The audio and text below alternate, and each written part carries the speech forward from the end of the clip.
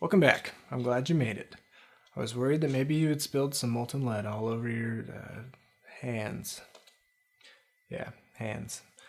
Today we finally make it to the range to try these bullets out that we just made. So before we can do that though, I have to show you how to load them, and how to get them ready to load actually before we can even do that. So if you're an old hand at reloading and you've done this before with jacketed bullets, I recommend you still watch, because there's a few differences between jacketed and cast that kind of make a huge difference if you do it wrong. So we're going to go specifically over the things you need to know to load these cast bullets. So to start, a quick and dirty primer on bullet sizing. 9mm barrels are typically 0.355 inches, or at least nominally 0.355 inches in the inner diameter of the barrel. So most jacketed and plated bullets are, you guessed it, 0.355 inches. Weird, I know. With lead bullets, and especially with home cast lead bullets that are not commercially cast and like hardened for shipping, you want your bullet to be a little bit bigger than the bore diameter. So I know that sounds a little weird to try to put a bullet that's bigger than the bore down the bore. But lead is soft enough that when you pull the trigger, all those expanding gases behind it are enough to squish it down the barrel without any trouble. So the reason you want them bigger is so that you can get a good seal.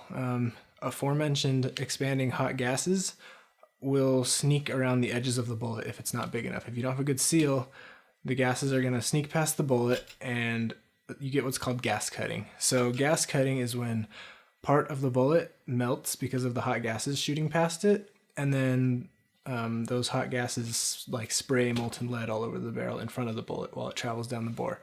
Obviously, that's bad. And in fact, that is the #1 cause of leading and lead fouling in cast bullet shooting. So undersized bullets are your enemy. They are a problem, and we want to avoid it. So the good news is it's completely possible to avoid leading 100%. I went to the range a few days ago with my 9mm with properly sized bullets. I shot like 100 of them downrange, and when I came home, I put one dry patch through the barrel, and it is squeaky clean again, no leading at all. So totally doable.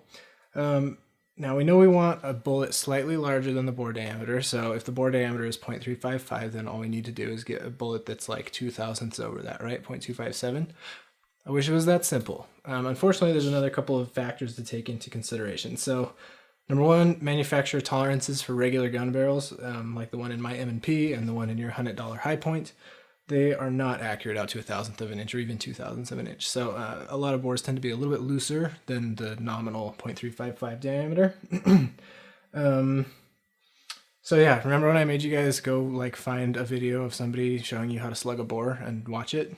Time to get out that measurement. So when you slugged your bore, you've shoved a piece of soft lead down it. Hopefully you've actually done this. And then you measured it with your micrometer and not with calipers. So get that measurement out because we're going to need it.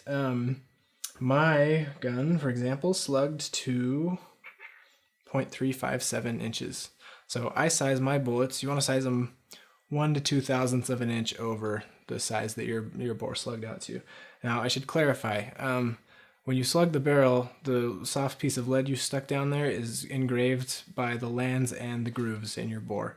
What you want to measure is the larger of the two diameters in your slug, because that's the groove diameter, and that's what really needs to be filled up by the lead bullet when you fire it down, because that's where the gases are going to sneak past if you don't. So my groove diameter is 0.357. I size my bullets to 0.358, and I just got a little bit lucky because my Lee sizing die actually seems to size them to like 0.3585. So I'm kind of right in the middle of that 1 to 2,000ths of an inch over bore diameter, and that works great for me. There's a school of thought that says that you want to size your bullets basically as big as you can without causing them to not chamber reliably, and that can help. It's probably more important for like really high accuracy rifle applications. So I would say if you're just starting out, just slug it 1 to 2,000ths over bore diameter, over groove diameter specifically, and you should be just fine. So yeah, I don't want to get into the advanced topic of doing a pound cast and figuring out if your chamber to throat ratio is big enough to go bigger than 2,000ths over. So yeah, like I said, 1 to 2,000ths over groove diameter should be in good shape. So you've slugged your barrel, you know your barrel's dimensions, and you know your bullet should be sized 1 to 2,000ths over that. You know your target bullet size now. Write it down, forget it for a second, because we need to lubricate first before we can really arrive at a final bullet size. So what I'm going to show you is not the only way, or necessarily even the best way, to lube your bullets, but it is a way that works really great for me, especially in 9mm, and also for hundreds of other folks who are doing the same thing. So specifically, instead of lubricating per se, we are actually powder coating. So I found that to be easier, cheaper, and significantly less smelly than using like an Alox based tumble lube. I started off with a tumble lube called 45-45-10. You can look it up if you're interested. It did work, it was fine, but my wife was in her first trimester and just getting into morning sickness phase when I made that stuff, and I got the bright idea to make it inside on our stove because I was like, oh, the little overhead fan on the stove will be fine. So our house stunk like Alox for 3 days, and it was not cool, and my wife was not pumped about it. So if you're gonna use tumble lube, make it outside. But yeah, I'm gonna show you for this video how to powder coat. I think it's better for 9mm.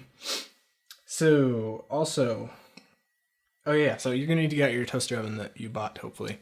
And also your pound of Harbor Freight Red powder coat. So full disclosure, I have graduated from Harbor Freight Red.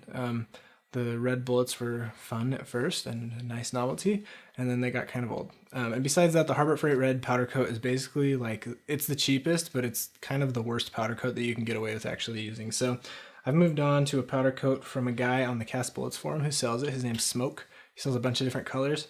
I got the clear one because I wanted my bullets to look like lead, effectively. So this powder coat is awesome. It's quite a bit better than Harbor Freight Red. It is a little more expensive too, so take that into consideration. But the powder itself is white, as you'll see later in the video, but it cures clear, and I think it looks really great. And it definitely works really, really well. But don't worry, I've shot thousands of Harbor Freight Red bullets down my barrel, and that works just as well too. So yeah, so the basic idea is this. You want to get the bullets covered in lead. No, I'm sorry. You want to get the bullets covered in powder, and then you want to bake them for 20 minutes at 400 degrees Fahrenheit. So the traditional way to cover stuff in powder when you're powder coating for like industrial applications is to use an electrostatic gun, which shoots the powder out and generates a static electricity field that makes the powder adhere to whatever you're powder coating. Most of us, including me, don't have an electrostatic powder gun. They're like, I think they start at $70 and go up from there. So didn't want to buy one of those.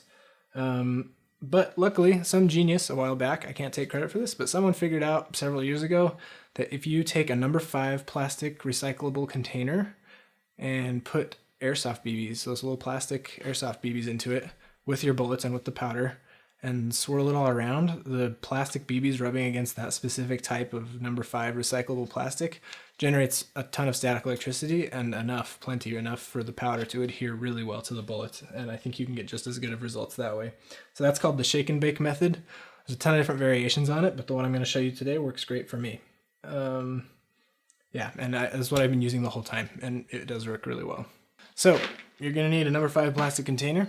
You're going to put enough airsoft BBs into it basically to cover the bottom. I don't think it's really critical how many, but enough to cover the bottom is a good place to start. Now, airsoft BBs come in a few different weights. The cheap ones are 0.12 grams.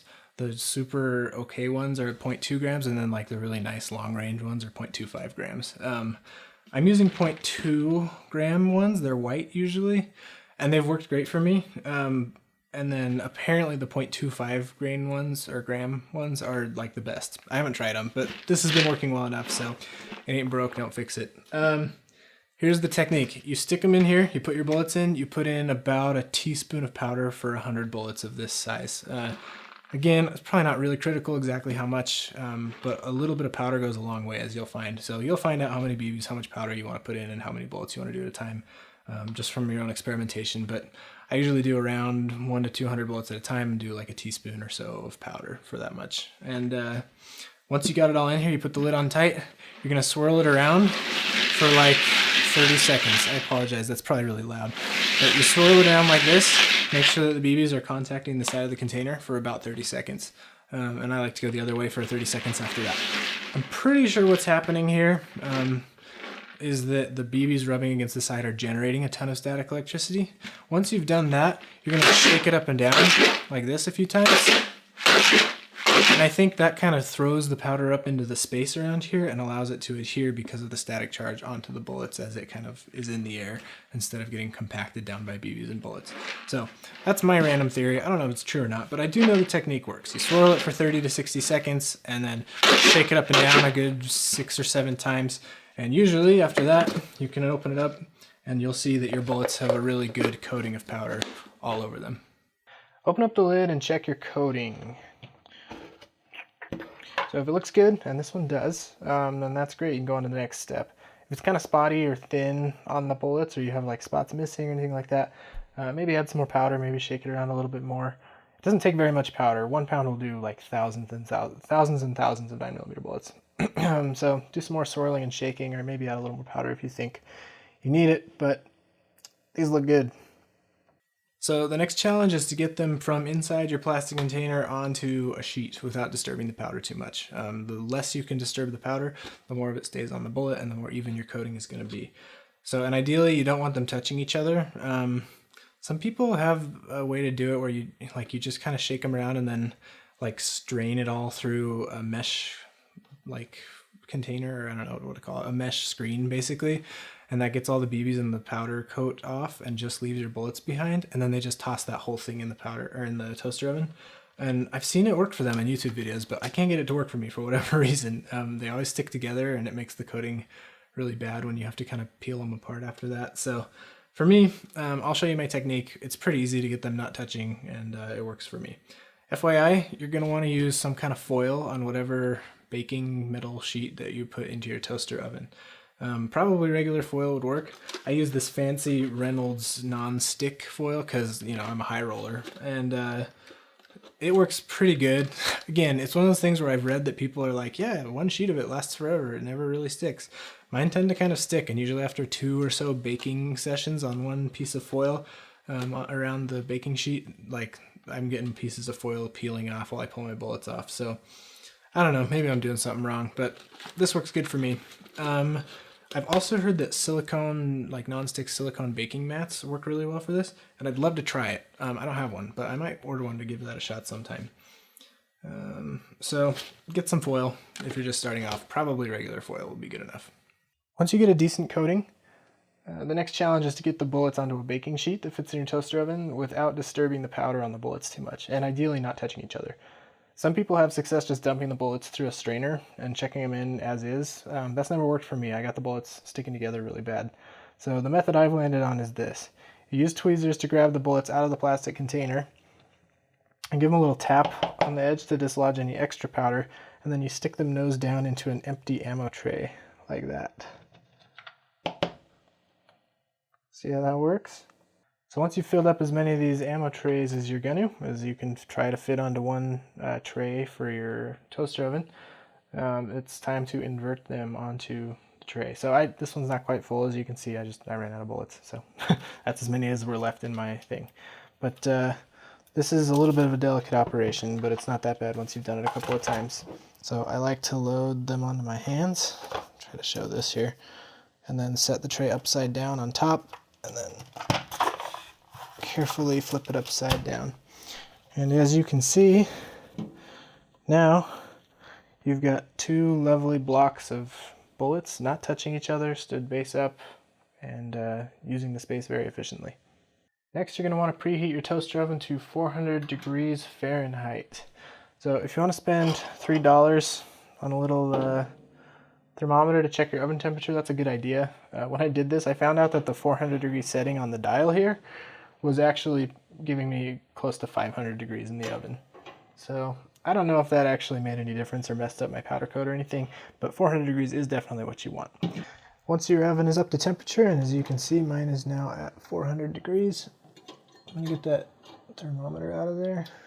There we go. And then you just want to, I have to move this. You want to very carefully put your bullets in. 9mm is not that bad to balance it. It's a lot harder with some really tall bullets, but still you want to be careful to make sure you're not sliding them up against each other or tipping any of them over. So yeah, go ahead and pop that in, shut it, and then I'm going to give it 20 minutes. So I didn't show it in the video, but you'll want to take the tray out of the oven using pliers or something rather than your fingers for obvious reasons. The 9mm bullets are small enough that they're usually cool enough to touch within 5 or 10 minutes. And once they're cool enough to touch, or if you want, you can let them cool completely for like an hour or whatever. You want to start unsticking them from the foil like this. Sometimes, as you can see, the foil tears, you get a little scrap of foil on the base. Arguably, that's not really a problem anyways, but they're really easy to get off, so I usually take them off. And even with my fancy, ridiculously awesome, basically pure gold foil, I still get sticky bullet bases sometimes that tear off a little bit of the foil. I haven't really found a way around that yet. So if somebody knows a way around it, that would be great. I'd love to hear it. I'm hoping maybe a silicone baking mat will work better. That's what I'm going to try in the future. So yeah, there you go. Peel them off. Those bullets are ready to go unless they're not the right size. All right, remember 5 minutes ago when I gave you a really long and boring lecture on bullet sizing? It's time to get that measurement back out from when you slugged your bore. So now that you're powder coated, we can actually check to see how big your bullets are. Again, using your micrometer, which is more accurate than calipers. So powder coating adds something like 1/1000th of an inch to your overall diameter, sometimes a little more, sometimes a little less. So you're going to find out that your bullets are either too small, just right, or too big. Just like Goldilocks. Goldilocks and the 3 bullets. If your bullets are undersized, my condolences. If after everything you could do, you cast them, you powder coated them, you haven't sized them at all, and they're still undersized for your bore and your target diameter, you have some options. Number 1, shoot them anyway. They might lead, they might not. They're probably not going to be at the best accuracy you can get out of this bullet if they're undersized either way. But you know what, if it leads, no worries. We're going to talk about in the next video how to clean the lead out and how to prevent it from happening again and troubleshoot, what caused it. If your bullet's undersized, that's your best starting point for what caused it if you do get leading. Your next option, melt them back down and wait for a future video. So I had to expand the cavities on my mold because it was dropping too small. I used a method called the wheat method. There's a great post on it in the Cast Bullets forum. And I'll put a link in the video description if you want to try it before you wait for my video. It wasn't that hard. So you can expand your mold cavities to drop the bullets a little bit bigger. So melt these bullets back down. Don't worry about the powder coat. It'll just burn off in the lead melt. That's no problem. Your third option is to powder coat twice. I've done this before as well. Before I expanded the cavities on my mold, I was like, what if I just threw another layer of powder coat on there? And you know what? It worked. It did. It added another 1 or 2 thousandths of an inch, and they shot without leading. So it took twice as long. But it might be better than cleaning out leading. I didn't really do enough testing to know if that affected my accuracy, but my gut feeling is it probably did, because the more coats of powder coat you add, the less consistent and nice and smooth your bullets are going to look, and they're not going to be as aerodynamic. So those are kind of your 3 options. Shoot them anyways, melt them back down and try again when your mold is a little bigger, or powder coat them twice, or I don't know, maybe 3 times. I've never tried that, but give it a shot, right? Okay, so I apologize if the audio quality of this clip sucks, but I just wanted to show you if your bullets are dropping oversized compared to your target diameter, this is how you use the Lee push-through sizing die to size them. While I was recording that, I apparently didn't have my audio recorder going, and I just found that in editing. So this is exactly as easy as it looks. You just set a bullet on the little thing and you push it through. That's literally it. Do that with all of your bullets and they'll come out to a uniform size.